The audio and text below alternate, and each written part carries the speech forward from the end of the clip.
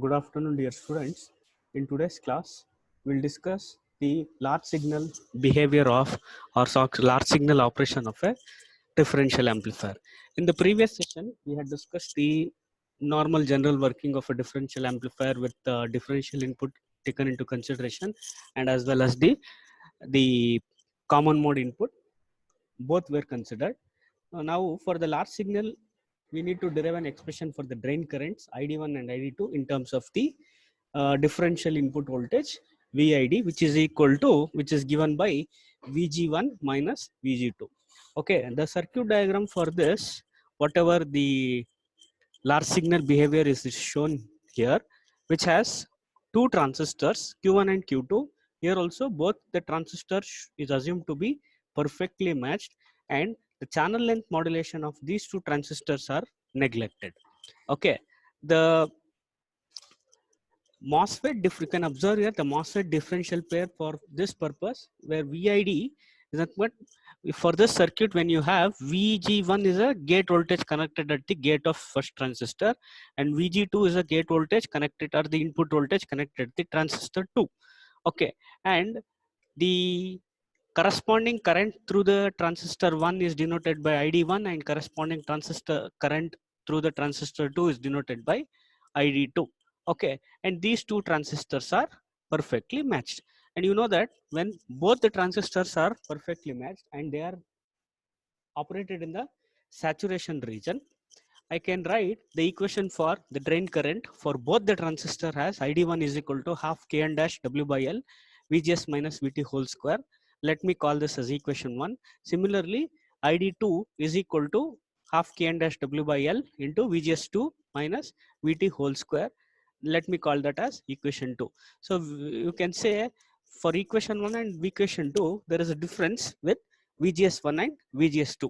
So it is now the further analysis is carried out by the simplification is carried out, okay, by taking square roots for this equation 1 and 2. I'll call this as equation 3, and subtracting equation 4 from equation 3, so that is VGS1 minus VGS2, which is equal to VG1 minus VG2 is equal to VID. We know that. So subtracting equation 4 from equation 3, okay, we get, that is ID1 minus ID2 under root, it is considered under root half K dash W by L VID. Okay, VGS1 minus VGS2 will get, so that let me call that equation as VID. Now, you know that the constant current bias imposes a constraint. We know that the current source which is used in the differential amplifier circuit, which is nothing but the summation of both the currents, that is the drain current of the first transistor and the drain current of the second transistor, will be equal to I. This is the meaning which we have seen through right from the starting of the concepts for the differential amplifier. Now let me call that equation 7. Equation 6 is considered squaring on both sides. Okay, equation 6 is considered squaring on both sides. Okay, ID1 minus ID2 under root whole square. So this, on to the right side you have half K dash W by L under root over VID into VID whole square. And when I write down or simplify this, ID1 plus ID2 minus 2ID under root ID1 minus ID2 under root, okay, which is equal to half K dash W by L VID square. So this is the equation which we have come across, which from this equation it is like the equation over here you have, when you simplify this, you have another equation written in terms of ID1. So ID1 is equal to half I plus or minus under root K dash W by L I VID by 2 under root VID by 2 whole square divided by I divided by K dash W by L. So this is a equation 8 is completely obtained by simplification.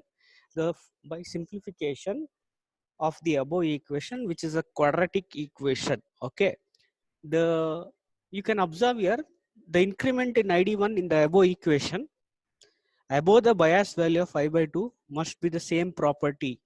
Okay, equation 8, in that you consider equation, in equation 8, you only consider the positive root, and when I consider the positive root, ID1 is equal to I by 2 plus, okay, plus or minus is there, I'll consider plus over here.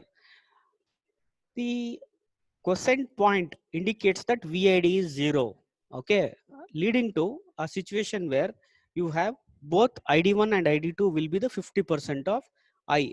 So set of equations are written and simplification is carried out. Okay, the behavior is analyzed over here. So corresponding VGS1 VGS2 will be equal to VGS. Let me call that as equation 11. What is this I by 2 is a current when you impose for quiescent condition when I by VID is equal to 0, which is equal to half K and dash W by L VGS minus VT whole square.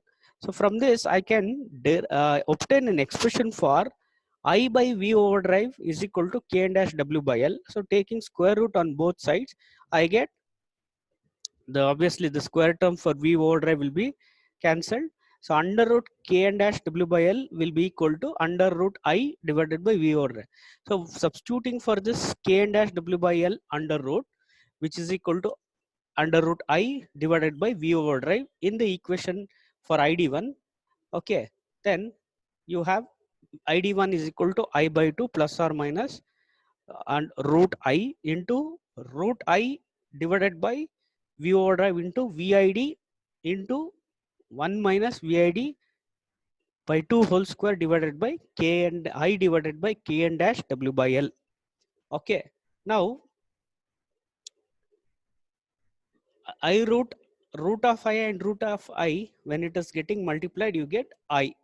Okay, in this equation ID1 which is equal to I by 2 plus or minus I, you consider the positive root for this.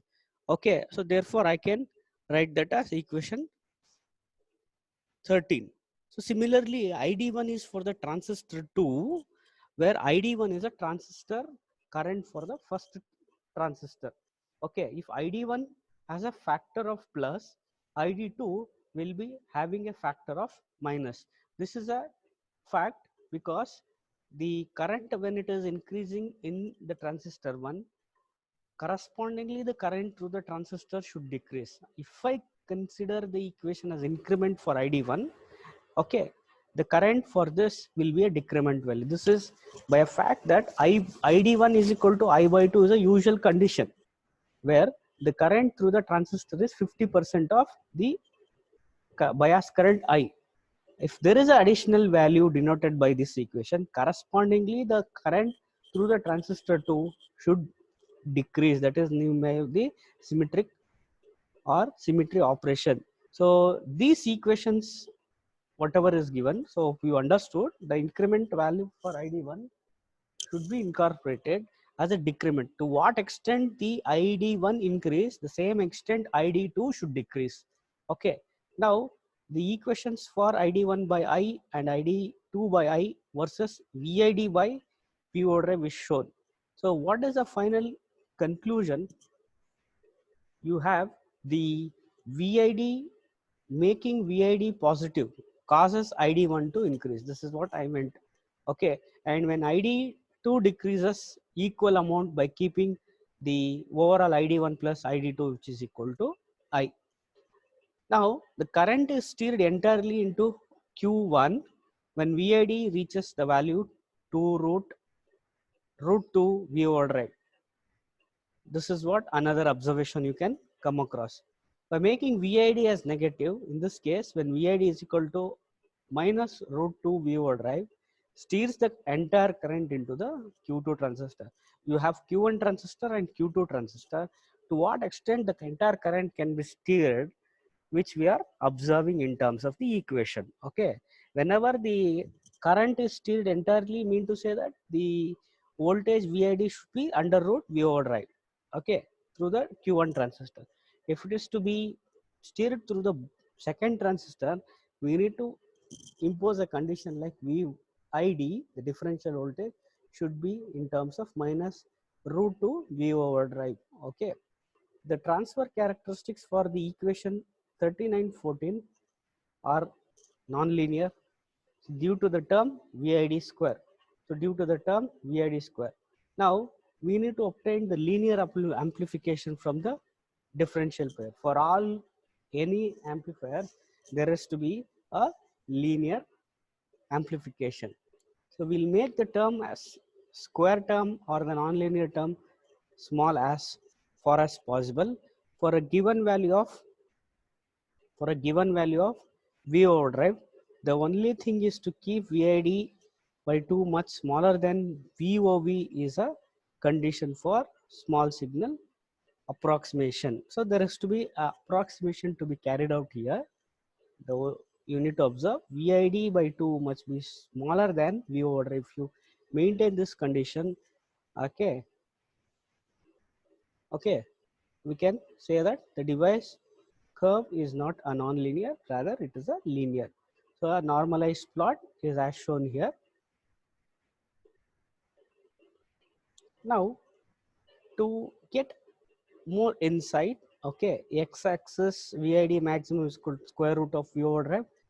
Onto the negative side you have same thing, negative side and positive side it is written, okay, and the curve for y-axis is ID by II. It is a normalized curve, okay, where you can observe over here from the analysis ID1 is equal to I by 2 plus I by V overdrive into VID by 2.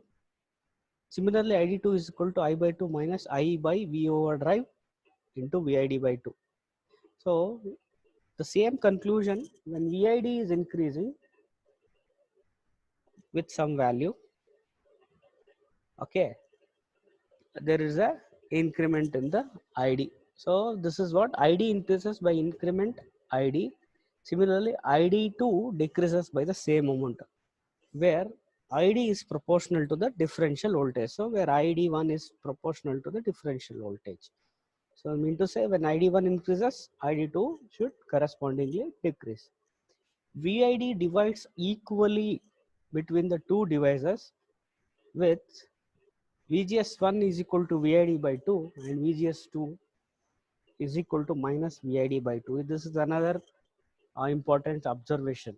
So which causes Q1 to have a current increment and Q2 a current decrement. Okay, there is an increase in the current by some factor for the transistor 1. Correspondingly, there is a decrement in current for the another transistor, that is Q2. Okay.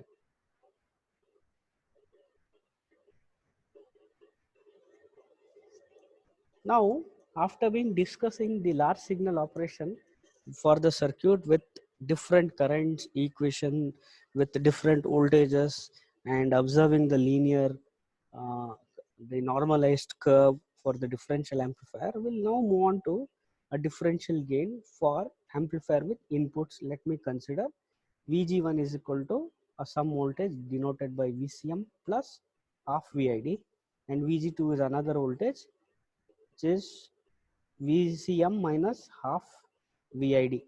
We can observe here VID is nothing but V2 minus V1. That is a known fact for everyone, and common mode voltage is equal to V1 plus V2 divided by 2. Okay, so simplification onto the right hand side will lead to equation V2 is equal to VCM minus VID by 2.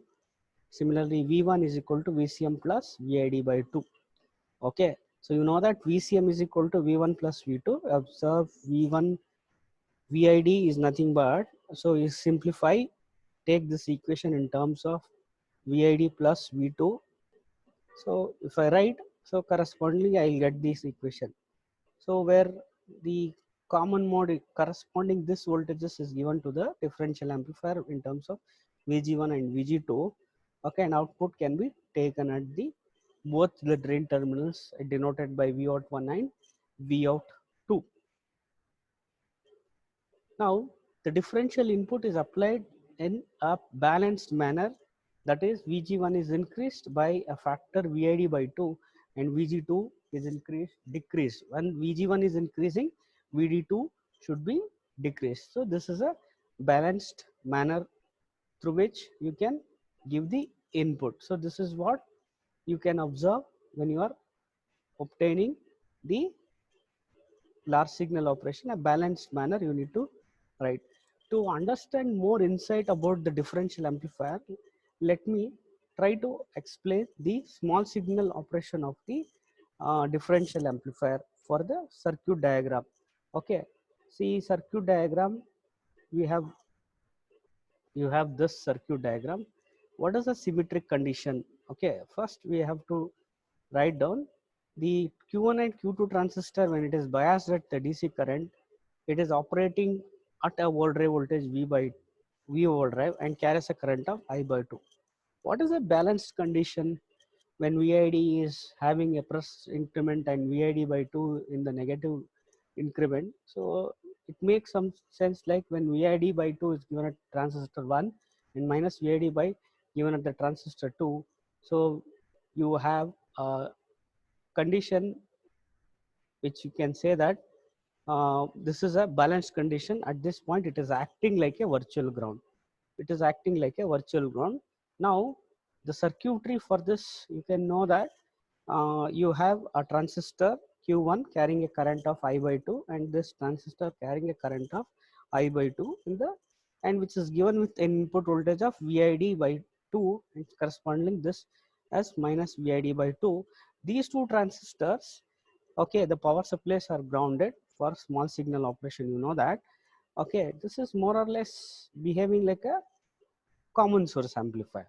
So you know that when VID by 2 is given as an input, I can write minus GM RD into VID by 2.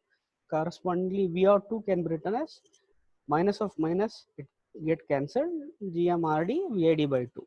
Okay, so this is how V out 1 is nothing but, you know that VDD minus IDRD, and the DC voltage is 0. Okay, how you got V out 1? This is what the explanation or clarification is written onto the right hand side. Okay,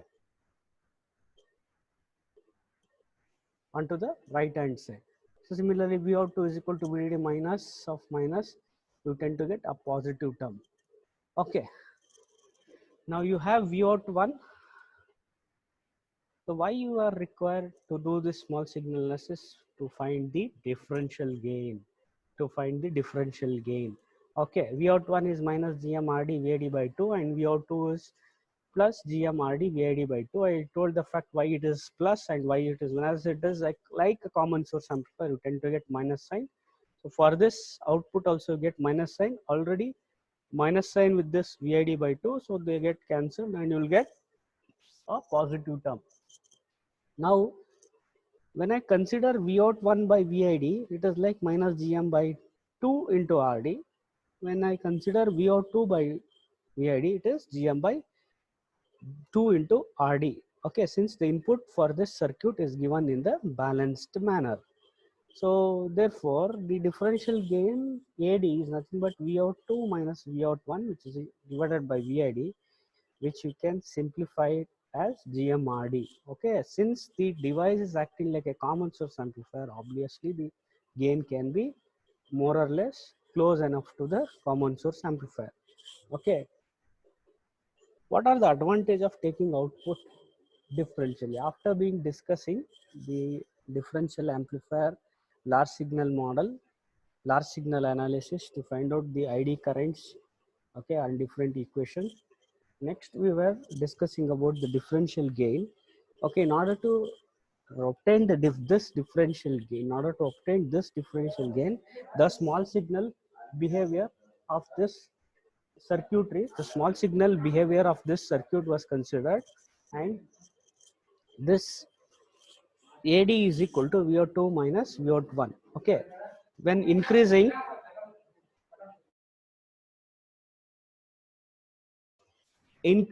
the gain by a factor of 2, which is close enough to 6 dB. Alternative way of viewing the operation of the differential pair in the response to the differential input can be shown in the below figure.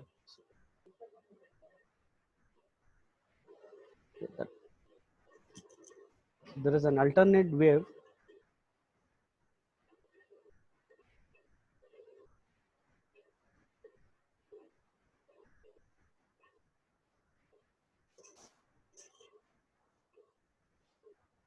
So after being discussing the differential gain, okay, you have something called as half circuit concept.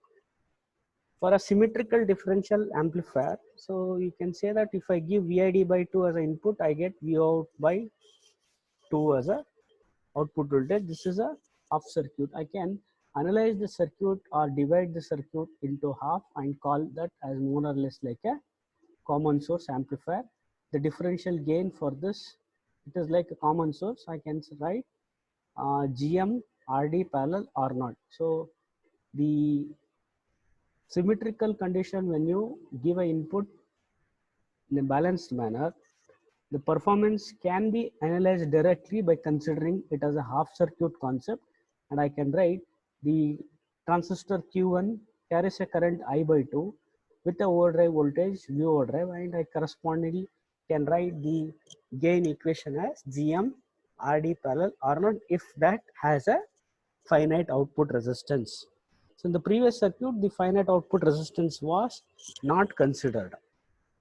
If it is considered, the half circuit concept can be directly made use to write down. Okay.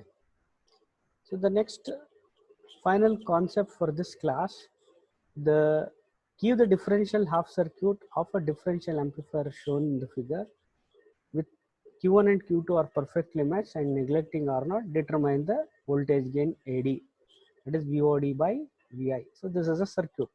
You have RL load connected between the two drains, okay, and you consider the resistance R. For this circuit, when it is considered as a half circuit, the RL by 2 is considered and RS is considered over here because this is acting like a ground. So the circuit is symmetrical fed with VID in balanced manner. The differential half circuit for this circuit is shown here. Okay, the line of symmetry which is to be considered, you consider a line of symmetry and divide the circuit in such a way that RL is divided equally as RL by 2. Okay, onto the left side you have Q1 and RD which is retained. The R is replaced with rewritten as RS. So neglecting for the circuit in figure B, if I write a small signal model and then write an equation, so this is like a common source amplifier with a source resistance, okay, which was already being discussed. So Vout by 2 divided by VID by 2, which is equal to minus RD parallel RL by 2 divided by 1 plus G 1 by GM plus RS. Okay, the circuit whatever which is considered here having an additional resistance at the source, so therefore it is like a common source amplifier with source resistance, not a normal common source amplifier. So therefore equation correspondingly shows that the gain is decreasing by a factor 1 by GM plus RS. This is a known fact. So in today's class, we had extensively discussed the large signal behavior, the small signal behavior, and obtaining the discussion of the half circuit concept, making use of the half circuit concept. How do you find the differential, the gain for this circuit is considered, and we had discussed. So in the final exam, you can expect a question for a small signal behavior, or an exclusive question on the differential gain, or an exclusive question on the large signal behavior of the circuit. So this is a concept, these are the concepts we have discussed. In the next class, we'll discuss with the differential amplifier with the current source load and the various other concepts related to this. Okay, one stage or a two-stage differential amplifier also will be discussed in the